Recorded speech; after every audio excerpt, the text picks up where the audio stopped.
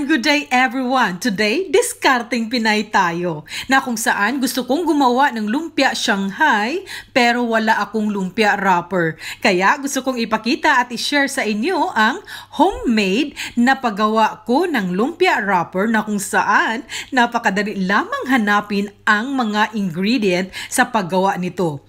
Narito ang ating mga ingredients. So 1, 2, 3, 4. 4 lang na ingredient ay makagawa ka na ng lumpia wrappers. Una sa ating mga ingredient ay ang 1 1/2 cup flour or harina. And then ang 1/2 tablespoon na mantika, kahit anong mantika, and then 1/2 teaspoon na salt, and then 1 1/2 cup na tubig. Normally, 4 lang talaga ang ating mga ingredient, but then gusto ko na i-share sa inyo, optional lang ito ha, pwede ninyo lagyan ng kulay. So gusto ko lagyan ng medyo kulay na yellow para bongga ang dating ng ating lumpia wrapper. Okay, let's start sa ating homemade lumpia wrapper. So, magkuha tayo ng bowl and then ilagay na natin yung ating harina na 1 1/2 cup na harina. And then isunod natin ang ating 1/2 tablespoon na oil, kahit anong oil, sinabi ko na. And then, isunod natin ang ating 1/2 teaspoon na asin. And then, it's time na idagdag natin ang ating water. So, i-mix lang yan natin hanggang maging smooth na ang dating ng ating mixture. So, ayan. Maganda na ang ating mixture at pwedeng-pwede na yan na lutuin or ilagay na natin sa pan. But then, gusto ko na medyo may kulay, 'di ba? Sa tinda, sa mga palengke, yung lumpia wrapper nila medyo may yellow, meron ding puti. Gusto ko na may medyo yellow siya, kaya gusto ko na dagdagan ko siya ng kulay na yellow na hindi naman super yellow, kundi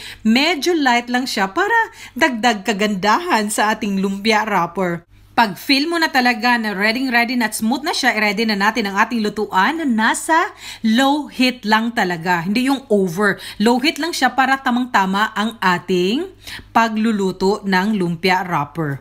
By the way, sa pagluluto ng lumpia wrapper, kailangan talaga natin ng brush. And then, ito na yung start. Sa lutuan, pag medyo mainit na siya, ay i-brush lang natin paikot yung ating na-mix na harina. And then, yung gamit ko dito na lutuan ay 28 cm, so medyo malaki siya. Pero mas okay din na maliit para marami kang magawa. Itong sa akin, para lang naman ito dito sa amin, hindi naman ito para pang negosyo, kaya itong malaki yung ginawa ko. So ayan, i-spread nyo lang yung brush, tapos antayin lang na medyo wala na yung butas-butas, so okay na siya. Hanggang pwede na siya na kunin natin. So ayan.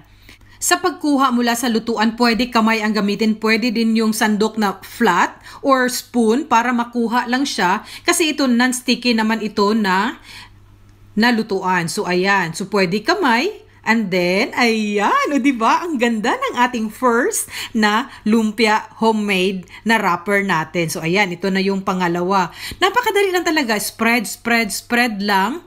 And then, diskartihan tayo talaga this time. So, hindi all the time na pupunta tayo sa market. And then, para iwas na din sa maraming tao. So, diskarte tayo. So, gagawa tayo ng homemade. So, ayan, ito yung pangalawa natin na paggawa ng lumpia wrapper. So, spread lang talaga. Napakadali lang talaga gawin. And then, low heat lang siya. And then, after nyan, gamit ang ating kamay or sandok or kutsara, tinidor. Depende sa inyo. O, diba? Itong gamit ko ngayon, kamay. O, diba? Pwede na siya direkta na kunin. Pero sa akin, gusto ko na yung front at saka yung back side niya lutong-luto talaga. O, diba?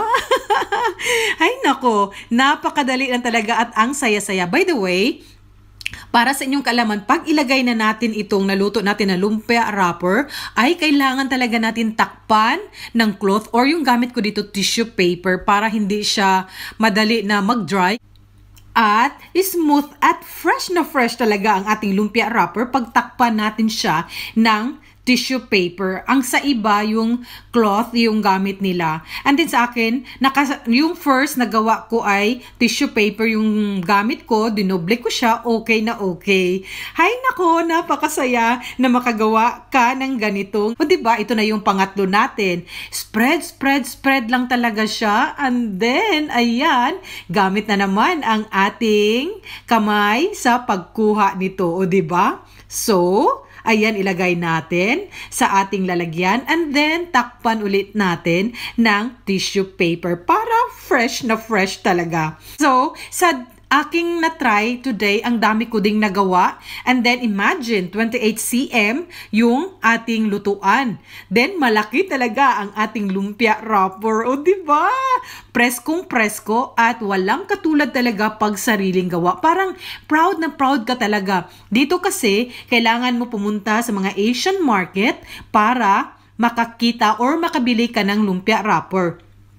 Pero dito sa aming part na tinirhan namin dito sa France, medyo malayo kami sa Asian market, kaya hahanap talaga ako ng paraan o diskarte na makagawa ng lumpia wrapper. So ito na yung pangalawa ko na try, and then okay na okay talaga siya, and then ibang-iba talaga ang lasa pag preskong presko. Kasi yung mabibili natin sa mga Asian market or sa mga Asian store ay frozen na siya. Walang katulad talaga yung presko at sariling gawa. Ay, ang ganda at ang sarap ng pakiramdam na makakain ulit tayo ng lumpia Shanghai or yung lumpia na may halong mga gulay or kahit anong klase. Pwede din ito sa turon. 'Di ba? Sa makikita din ninyo yung kulay na dinagdag ko, yung yellow kanina, kunti lang yung dinagdag ko, kaya okay yung kulay at hindi masyadong yellow. Sana ay nagustuhan ninyo ang aking video for today, ang ating recipe for today na homemade lumpia Shanghai. Again, hope you like it and God bless us all.